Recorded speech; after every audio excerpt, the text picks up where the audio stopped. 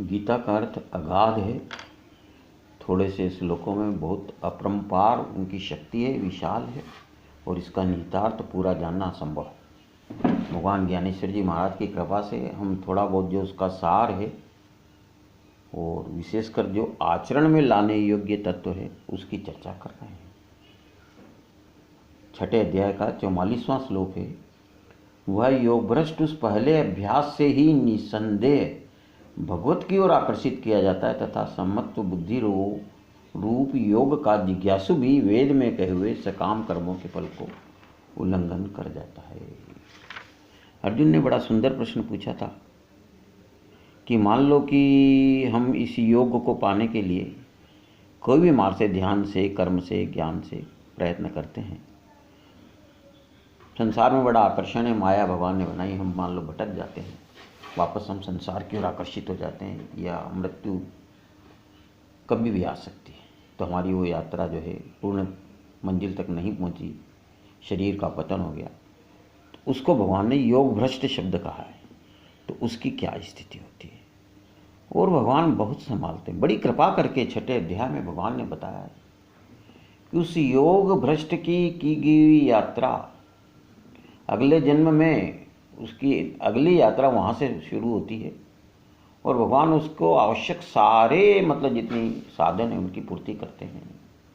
भगवान उन्होंने जो भी पुण्य की पूंजी जमा की है उसको सुरक्षित रखते हैं, और वो न चाहते हुए से उसको साधन बना देते हैं, संयोग बना देते हैं, और उसकी अगली यात्रा वहाँ से आगे निसंदेह बिना बाधा के आगे बढ़ती रही है। ऐसे कुलवान पुरुष मिल जाते हैं, कुल मिल जाते हैं, ऐसे संयोग मिल जाते हैं, ऐसे घर मिल जाते हैं, भगवान की बड़ी कृपा है। तो मृत्यु के समय जो सद्बुद्धि थी, मान लो योग भ्रष्ट हो गया पूर्व जन्म में, उसके आगे का नवीन ज्ञान प्राप्त होता है, और भगवान उसके वैराग्य की जो पूंजी है उसको सुरक्षित रखते हैं। अगले जन्म में भी उसकी वैराग्य छोटी आयु से ही बढ़ता रहता है, या समय पाने पर वो परिपक्व हो जाता है। और क्या कहें, भगवान कह रहे हैं ज्ञानेश्वर जी महाराज कि योग मार्ग उसको सुलभ होता है, समाधि अवस्था उसके मन का घर स्वयं पूछते हुए पहुंचती है। कितनी बड़ी कृपा है। तो योग बल से मानो संतोष ही उस पुरुष के रूप में प्रकट हुआ है। इतनी बड़ी मतलब उनकी योजना है। और भगवान कहते हैं ये समत्र बुद्धि रूप योग का जिज्ञासु भी, जिसको जिज्ञासा भी हो, भगवान उस पर भी बड़ी कृपा करते हैं। जिज्ञासु भी भगवान का भक्त है तो वेदों में जो सकाम कर्म बताया उनका उल्लंघन कर जाता है, उसका बिल्कुल रुचि नहीं रहती है। निष्काम कर्म योग का पालन करते हुए वो भगवत प्राप्ति के लिए भगवत प्रीत्यर्थ कर्म करता है। 45 श्लोक में भगवान बता रहे हैं कि इस प्रकार मंद प्रयत्न करने वाला योगी भी परम गति को प्राप्त हो जाता है। ठीक है, गति धीरे है, समय ज़्यादा लग जाएगा, और भगवान के लिए क्या समय की क्या सीमा है, वो तो कोई भी किसी भी को कभी भी कृपा करके, क्योंकि यह कृपा साध्य ज़्यादा है, हमारे कर्मों के द्वारा साध्य नहीं है। वो तो खाली ये दिखाते हैं कि हमारी रुचि है, हम चाहते हैं, बाकी तो पूरी कृपा का ही, भगवान की कृपा का ही फल है। तो अनेक जन्मों से अंतःकरण की शुद्धि रूप सिद्धि को प्राप्त हुआ। ये यात्रा कई जन्मों से चलती रहती है, धीरे धीरे हर जन्म में उसके अंतःकरण की शुद्धि है। बुद्ध की जातक कथाएं हैं, उनमें 1000 पिछले जन्मों का वर्णन है कि कभी वो पशु योनि में रहे, कभी किस में रहे, तो उनके द्वारा एक से एक अच्छे कार्य निष्काम भाव से है, और उनका अंतःकरण शुद्ध होता गया। अगली योनि उनको श्रेष्ठ प्राप्त हुई, और अंतिम योनि में वे बुद्धत्व को प्राप्त हो गए, और हमारे यहाँ उनको 24 अवतारों में माना जाता है। तो अनेक जन्मों से अंतःकरण की शुद्धि उनकी होती रहती है। तो ज़्यादा प्रयत्न से, अति प्रयत्न से अभ्यास करने वाला योगी पूरी तरह से सब पापों से शुद्ध हो जाता है। पाप उसके जल जाते हैं, खत्म हो जाते हैं, और उस साधन के प्रभाव से परम गति यानी परमात्मा को प्राप्त होता है।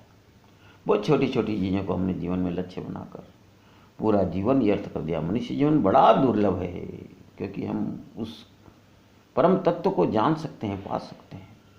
हम छोटे छोटे उपलब्धियों में प्रसन्न हो जाते हैं, छोटी छोटी उपलब्धियों के लिए सारा जीवन व्यर्थ कर देते हैं। गीता पढ़ने से हमको ज्ञान होता है, तो अब जो शेष जीवन बचा है उसका सदुपयोग करें, भगवान से प्रार्थना करें। तो जब करोड़ों वर्षों के बाद हजारों जन्म के प्रतिबंधों को पार करके आत्म सिद्धि का परतीर प्राप्त होता है, अपन इस किनारे खड़े, वो उधर वाला किनारा प्राप्त हो जाता है, और सारे साधन योग भ्रष्ट को स्वाभाविक रीति से प्राप्त होते हैं। ओहो, और वह विवेक साम्राज्य का स्वामी हो जाता है। जहाँ विवेक गतिमान होता है वहाँ विचार पीछे हट जाते हैं। विचार के परे पूर्ण ब्रह्मावस्था सहज प्राप्त होती है। मन के ऊपर छाया हुआ मेघ नष्ट होता है, वायु का वायुत्व लुप्त होता है, चिदाकाश भी अपने आप में विलीन होता है। उससे वह अगाध, ज्ञानेश्वर जी महाराज की भाषा को बड़े प्रेम से सुने आप। हम और आप बड़े भाग्यशाली हैं कि ज्ञानेश्वर जी की वाणी सुन रहे हैं। उससे वह अगाध और शब्दातीत सुख प्राप्त होता है, जिसमें ओंकार भी सिर तक डूब जाता है, प्रणव सुनाई देना बंद होता है और वाणी मौन हो जाती है। वह ब्राह्मणी स्थिति जो सब गतियों की परम गति है, उस अमूर्ति ब्रह्म समाधि की मूर्ति बनकर वह रहता है। तो वर्तमान जन्म के साथ ही वह तद्रूप होकर भगवान से भिन्न होकर रहता है। जी, वहाँ जहाँ से समरूप विश्व उत्पन्न होता है, जहाँ वह पूर्ण विलीन होता है, वही साक्षात ब्रह्म उसके देह में विराजमान रहता है। योगी तपस्वियों से श्रेष्ठ है, शास्त्र के ज्ञान वालों से भी योग श्रेष्ठ है। अर्जुन तुम योगी बनो, भगवान का बहुत सुंदर सुझाव है 46वें श्लोक में। तो जिस लाभ की आशा से, परम लाभ की आशा से, धैर्य के हाथ का आश्रय लेकर कर्मनिष्ठ योगी षट कर्म का आचरण करते हैं, ज्ञान के कवच को स्वीकार करते हुए प्रपंच के सम्रांगण में ज्ञानी पुरुष जूझते रहते हैं, तो भगवान की कृपा से वही साक्षात परब्रह्म का स्वरूप हो जाता है वह योगी।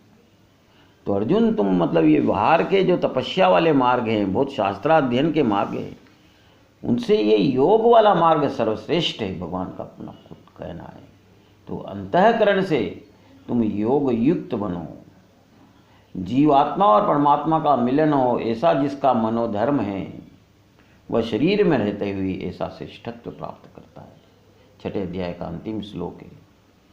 संपूर्ण योगियों में भी जो योग श्रद्धावान योगी मेरे में लगे हुए अंतरात्मा से मेरे को निरंतर भजता है, वह योगी परम श्रेष्ठ मान्य है। ये भगवान के शब्द हैं, निसंदेह ये अंतिम परम शब्द है, इन पे कोई शंका का सवाल ही पैदा नहीं होता।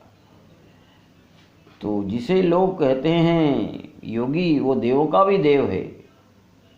भगवान कहते हैं वह मेरा सुख सर्वस्व बल्कि मेरा प्राण हो जाता है। वहाँ भक्त भजन भक्ति ये त्रिपुटी समाप्त हो जाती है। उसको मैं स्वयं परमात्मा स्वरूप हूँ ऐसा अखंडित अनुभव होता है।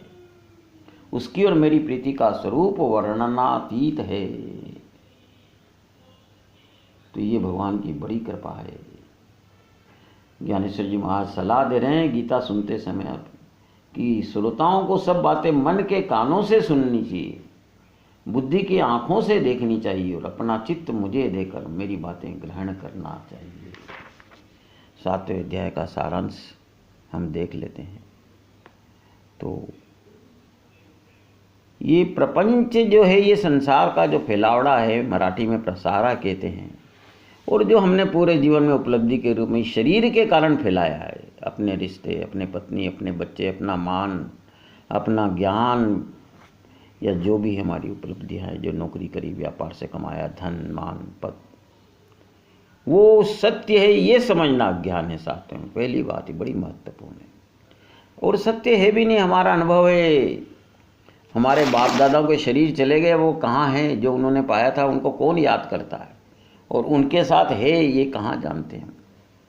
तो इसको सत्य मत मानो। ये शरीर से जो भी उपलब्धियां हैं, ये शरीर छूटने के साथ खत्म हो जाएगी, जैसे कोई सपना देख रहे थे हम। तो ज्ञान अलग है। जब ज्ञान प्रकट होता है तो अज्ञान नाश हो जाता है, और बुद्धि को, मन और बुद्धि को जो अगोचर है वह स्वरूप शेष रह जाता है मनुष्य के लिए।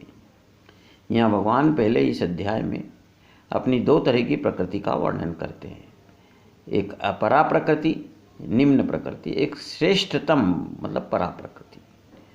अपरा प्रकृति जिससे ये सृष्टि बनी है, ये मतलब जो है उसमें 5 महाभूत पृथ्वी, जल, तेज, वायु, आकाश और आपके मन, बुद्धि और अहंकार है। और ये जहाँ जिसमें लीन होते हैं या जिसके कारण वो है, वो परा प्रकृति है। तो ये जो परा प्रकृति और अपरा प्रकृति, इनके कारण ये चारों प्रकार की योनियाँ, अंडज, स्वेदज, जारज और उद्भिज, भिन्न भिन्न आकार पैदा होते हैं। असंख्य प्राणियों के शरीर विश्व का आकार निर्माण होता है। और ये सब जो दिखता है वो मृग जलवत भासमान है नहीं। देखो, सपने एक अवधि में बिल्कुल सत्य दिखाई देता है। तो मनुष्य जो इस बड़े सपने की अवधि में 60, 70, 80, 90 साल में जो कर रहा है, वो स्वप्न सम भास रहा है, बिल्कुल नहीं रहेगा। आप इसका स्पष्ट प्रमाण है कि पिछले जन्म में जो आपके रिश्तेदार थे, जो आपका शरीर था, जो आपकी उपलब्धियां, उसको आपको कहाँ याद है और कहाँ वो आपकी मदद कर रही। तो निश्चित मान लो कि अब ये सब वैसे ही खत्म हो जाएंगे, इससे बड़ा और क्या प्रमाण हो सकता है। तो इसलिए भासमान शब्द का, तो जब प्रकृति पुनः जब साम्यावस्था को प्राप्त होती है, तब अखिल विश्वाकार का लय होता है। ये भगवान का विधान है, उसमें अपने गहराई में जाने की जरूरत नहीं है। भगवान का परातत्व का जो ज्ञान है, उसका अंश मात्र भी विज्ञान और बड़े बड़े संत आचार्य भी जान नहीं सकते। भगवान उतना ही जितना आवश्यक है जनाते हैं। सोई जान ही जय देहु जनाई, जानत तुम्हें हो जाए। देखो, शंकराचार्य ने कहा है कि बूंद समुद्र के बराबर नहीं हो सकती। तो आत्मा जो है वो परमात्मा के बराबर कभी भी नहीं हो सकती। तो सबका अधिष्ठान मैं हूँ, भगवान कह रहे हैं। और विशेषता बता रहे हैं कि आपको जो भी चीज़ गुण दिखाई दे रही है, उसका मूल तत्व, विनाशी तत्व मेरे कारण है। कि जैसे जल का रस है जो प्यास बुझाने की क्षमता है, चंद्र और सूर्य का तेज, बलवानों का बल, प्राणियों में रहने वाला शास्त्र सम्मत काम कामना, वो सब में हूँ। बिल्कुल स्पष्ट घोषणा है भगवान की। सत रज तम आदि गुणों से युक्त ऐसे विश्व की पदार्थों की सारी 3 तरह के गुणों से बना संसार जगत मेरे से हुई है। और फिर भी मैं उनमें नहीं हूँ। उन्होंने, उनका कोई सिस्टम है। भगवान के सिस्टम को ज़्यादा न समझकर वो जो संदेश देना चाहते हैं, मेरा यह मंतव्य है कि उसको आचरण में लाना चाहिए। उसका ज्ञान बढ़ाने से कोई विशेष लाभ नहीं होता है। ज्ञान जो जितना बढ़ाता है ना, उतना अहंकारी होने की संभावना रहती है। तो उदाहरण है कि धुएं की उत्पत्ति अग्नि से होती है, फिर भी धुएं में अग्नि नहीं होती। तो सारी त्रिगुणात्मक सृष्टि की उत्पत्ति मेरे से ही, भगवान कह रहे हैं। और देखो, भगवान ही जो आत्मा तत्व है, उस सृष्टि ने मुझे ही आवृत कर दिया। आप खुद देखो कि आप उसको भूलकर शरीर बनकर रह गए। उदाहरण दे रहे हैं कि नेत्रों में जब मोतियाबिंद होता है तो पानी आंखों से ही पैदा होता है और मोतियाबिंद हो जाता है, पर्दा आ जाता है नेत्रों में। तो वैसे प्राणी माया में ऐसे फंसे कि अपने मूल आत्म तत्व को भूल गए, दीन हो गए, भिखारी हो गए, कामनावान हो गए, चाह पैदा हो गए। तो इन सब की भ्रांति का मूल कारण क्या है? मैं और मेरा। मैं यानी अहंकार, जो सब दुर्गुणों का पितामह है। मैं से मेरा, इसमें जकड़ गए, विषयों के अनुगामी हो गए। जिस माया से त्रिगुणात्मक और अनेक विकारयुक्त सृष्टि उत्पन्न नहीं, उसका उल्लंघन बहुत कठिन है, ब्रह्मा जी के लिए भी कठिन है। अपने प्रयास से उसको पार पाना संभव है, भगवान की कृपा से ही पार होता है। ये मतलब इस अध्याय में भगवान बता रहे हैं कि ऐसी दुर्लभ माया से कैसे तरना। तो यदि दुस्तर है, लेकिन इसका उद्गम ब्रह्मरूपी पर्वत से हुआ है, यह नदी। और ये इतने विस्तार से बढ़ती कि प्रवृत्ति निवृत्ति रूप दोनों किनारों के बाहर बहती है। गुण रूप मेघों की भारी वर्षा से मोह रूप नदी की बाढ़ आती है, नदी को बाढ़ आती है। यम नियम रूप सब गांव बह जाते हैं। और इस नदी में मोह रूप भंवरे हैं, तरुण जवानी तरुणाई, स्त्रियां धन आदि, ये बड़े बड़े मगरमच्छ रहते हैं और अहंकार की बड़ी तेज धारा है। और ये इसकी अंतिम सीमा है। लोगों ने जन्म मृत्यु के बाद स्वर्ग की भी कल्पना कर ली है कि हमको इसी नदी में, जैसे जो उपलब्धियां हम तैरते हुए माया से ढके हुए पा रहे हैं, आगे जाके हमको स्वर्ग की प्राप्ति हो जाएगी। यानी शरीर छूटने के बाद की भी चिंतन मनुष्य का इस दिशा में हो जाता है। और इसकी बाढ़ जब से ये बनी है सृष्टि, इस माया नदी की बाढ़ कभी कम नहीं हुई। तो ज्ञानेश्वर जी महाराज की बात बड़े ध्यान से सुनना, बुद्धि से, यानी अपनी बुद्धि के भरोसे, वेदाभ्यास यानी शास्त्रों के अध्ययन, यज्ञ तप और कर्म आदि साधनों से केवल अपने सामर्थ्य पर विश्वास रखकर जो ये माया नदी पार करने का प्रयत्न करते हैं, उनकी विषय अभिमान मद आदि संकटों से मुलाकात होती है और वो परास्त रहते हैं। तो एकमात्र उपाय है कि सद्गुरु चरण आश्रित होकर मुझे सर्वभाव से शरण आओ। सद्गुरु वही है जो ईश्वर की ओर उंगली करता है। गुरु गोविंद दोनों खड़े काके लागू पाए, बलिहारी गुरु आपने गोविंद यो बताए। सद्गुरु वही है जो गोविंद की ओर इशारा करे, परम तत्व को बताए, अपनी ओर इशारा न करे। पर ये माया बड़ी भयानक आकर्षक है। बहुत बिरले लोग मतलब भगवत की शरणागति लेते हैं। सामान्य जन अहंकार रूपी पिशाच से ग्रस्त होते हैं और उसका फलश्रुति उसका क्या है कि जन्म मरण रूपी रूप भोगते रहते हैं। मतलब ज्ञानेश्वर जी महाराज कहते हैं कि हर योनि में हम, मतलब स्त्री के मूत्र मार्ग से हम प्रकट होते हैं। और कितनी छोटी छोटी चीज़ों के लिए जितने जानवर पशु भी त्रस्त नहीं है, खाने के नाम पर, धन के लिए कितना कोशिश करते हैं। उसको हमको, जिसको लज्जा नहीं आती हमको कि बार बार जन्म लेना, बार बार मरना, पुनरअपि जननम पुनरअपि मरणम पुनरअपि जननी जठरे शयनम, शंकराचार्य जी ने कहा। बार बार मतलब उसको, जिसको लज्जा होगी, जिसको इसका निवारण चाहिए, वो भगवान की शरण जाता है। फिर भगवान कृपा करके 4 तरह के भक्त बता रहे हैं इसी अध्याय में। एक आर्त है, एक जिज्ञासु है, एक अर्थार्थी है और एक ज्ञानी है। आर्थ जो अपने कोई दुख है, संसारिक दुख पीड़ा है, बच्चे की शादी नहीं हो रही, नौकरी नहीं हो रही, उसको दूर करना चाहता है। अर्थार्थी दुनिया में धन के बिना काम नहीं चलता, तो संसाधन चाहता है। इन दोनों को भी भगवान ने बड़ी कृपा करके अपने भक्तों में शुमार किया है, क्योंकि वो ये समाधान भगवान से चाहते हैं। अपने दुख के निवारण और अर्थ की पूर्ति भगवान से चाहते हैं। तो बड़ी कृपा करके इन सकाम भक्तों को भी भगवान ने भक्त की श्रेणी में उनको स्थान दिया। तीसरा जिज्ञासु है, वो जिज्ञासा करता है। बहुत कम, हजारों लाखों में एक आध के जिज्ञासा, ये मनुष्य शरीर क्यों मिला है, ये दूसरे शरीरों में विलक्षण है। जल पे, नभ पे, थल पे, सब जगह मनुष्य का आधिपत्य है। रोज विज्ञान नई नई खोज कर रहा है। तो ये दूसरे शरीरों से अलग है, तो हम वैसे ही खाना पीना सोना मैथुन इन सुखों में, नींद में क्यों उलझे हुए हैं। वो क्या तत्व है जिसके कारण हम ये भास रहे हैं, क्या है मंजिल, क्या है गंतव्य, क्या है लक्ष्य, क्या है, उसको जिज्ञासु। तो ये तीनों फिर भी सकाम है, उनको भगवान से कुछ जानने की इच्छा है, जिज्ञासु की। लेकिन एक चौथा ज्ञानी भक्त है जो केवल परम तत्व भगवान को जानना चाहता है और उसको ज्ञान हो जाता है तो सब कुछ परमात्मा है, वासुदेव सर्वमिति, उसकी अनुभूति हो जाती है। उसको भगवान ने अपना स्वरूप बताया है। वो तीनों भक्तों से अत्यंत विलक्षण है। वो उसको भगवान ने कहा कि वो मेरी आत्मा है। तो 4 तरह के भक्त होते हैं। तो सब भक्त प्रिय हैं भगवान के, बाकी तीनों कनिष्ठ भक्त हैं।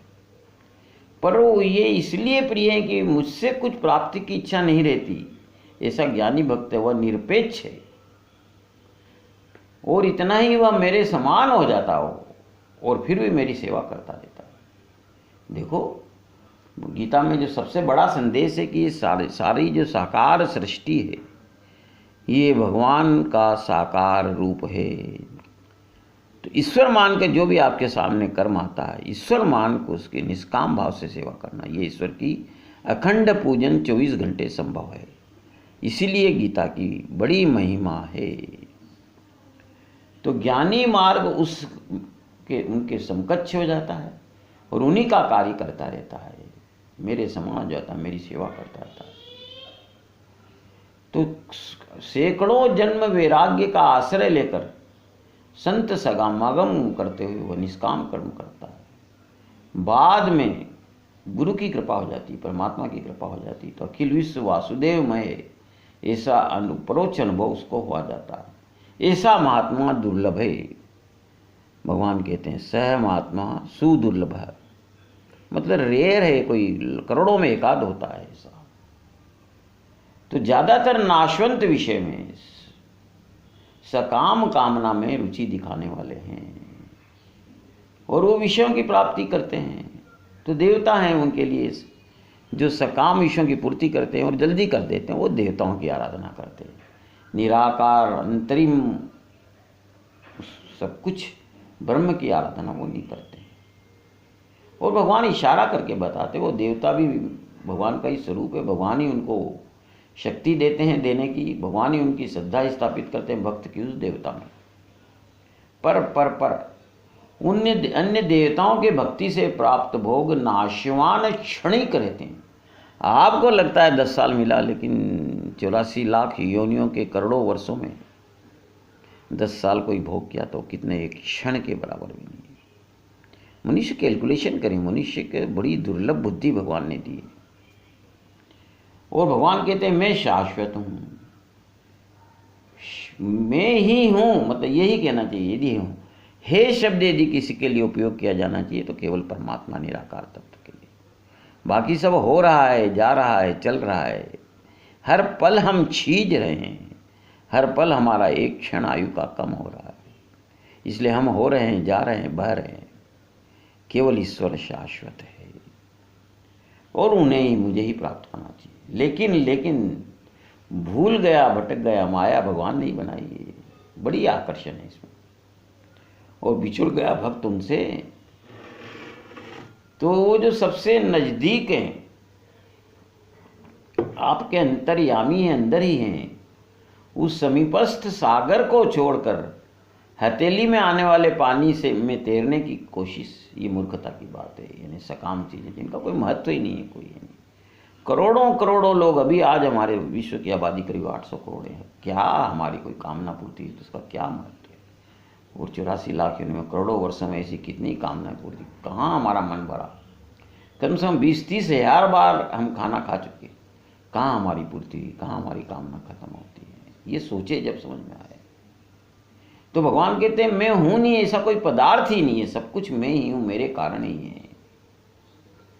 तो अपने को देह जो मानता है और अहंकार बुद्धि है, देह मतलब मानना अहंकार बुद्धि से होता है, तो उसके कामना होती है।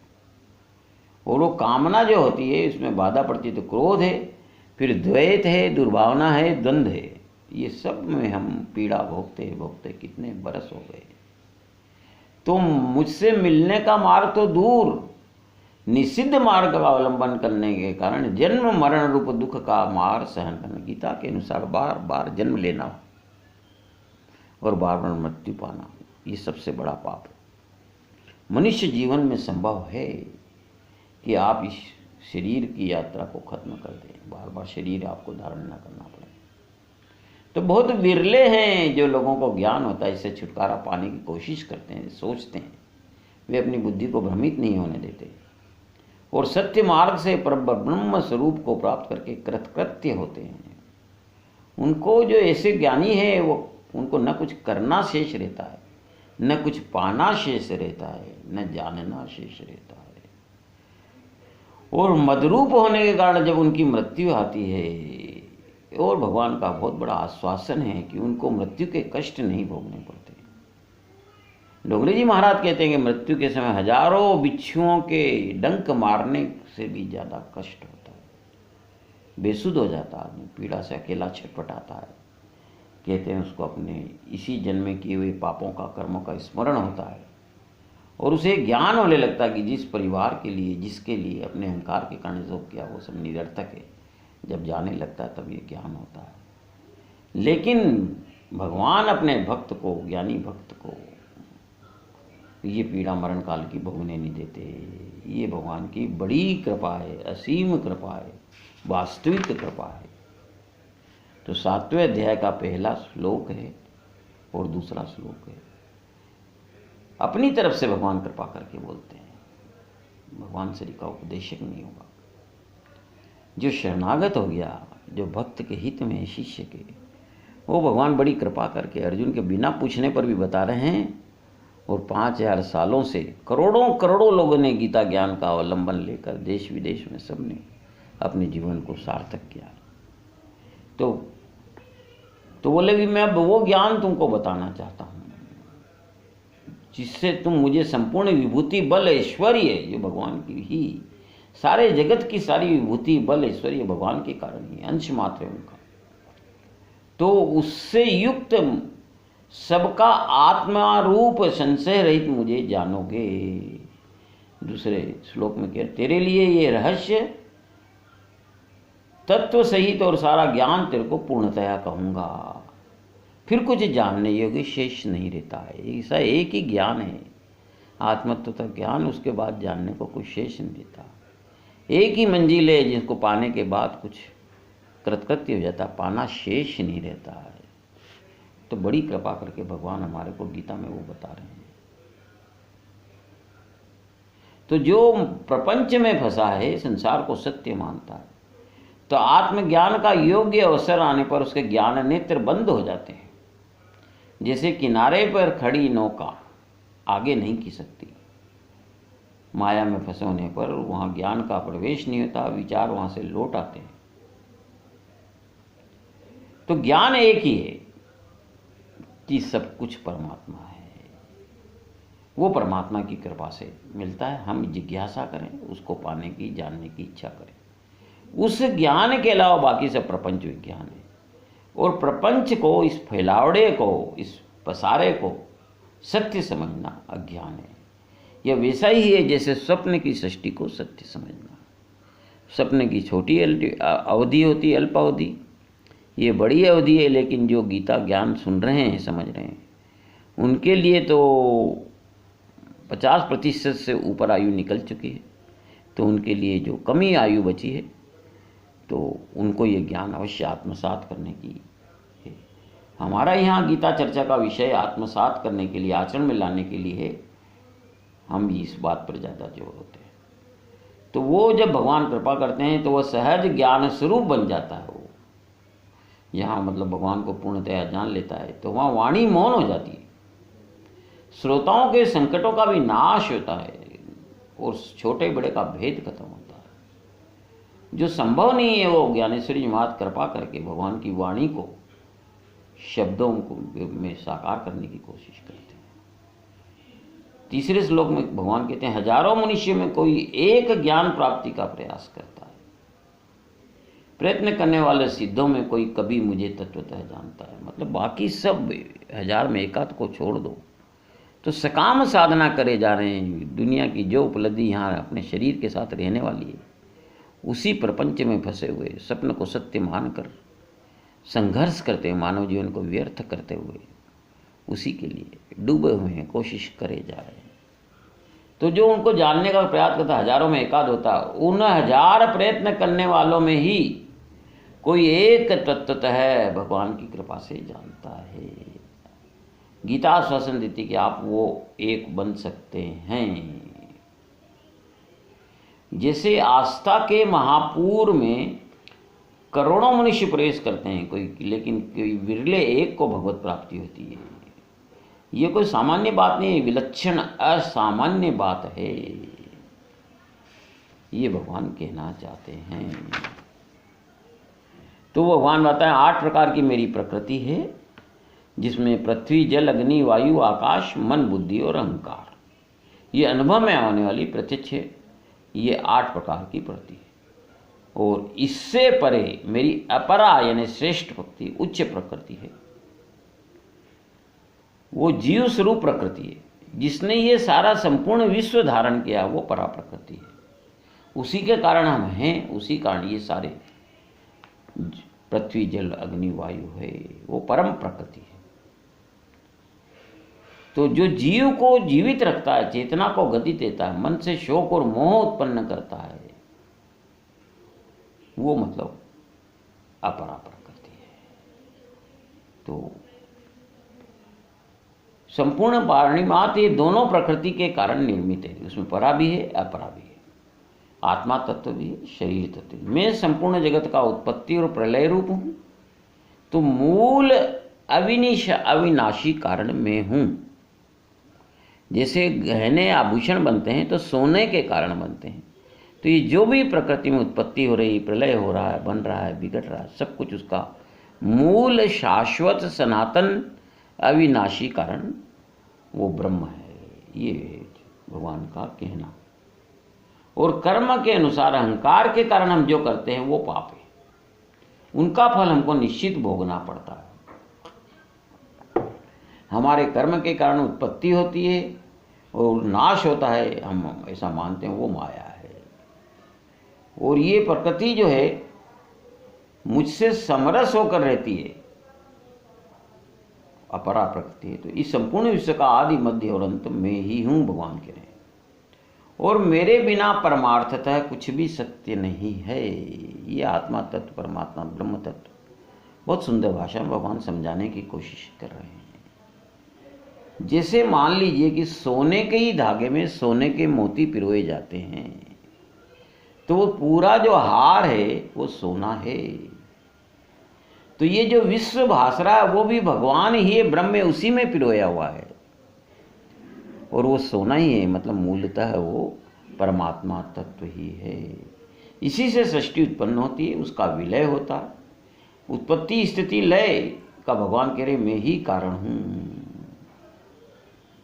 और सुंदर ढंग से बताने की कोशिश कर कि जल की द्रवता, चंद्र सूर्य का प्रकाश, सब वेदों का ओंकार और मनुष्य का पुरुषार्थ सब में हूँ।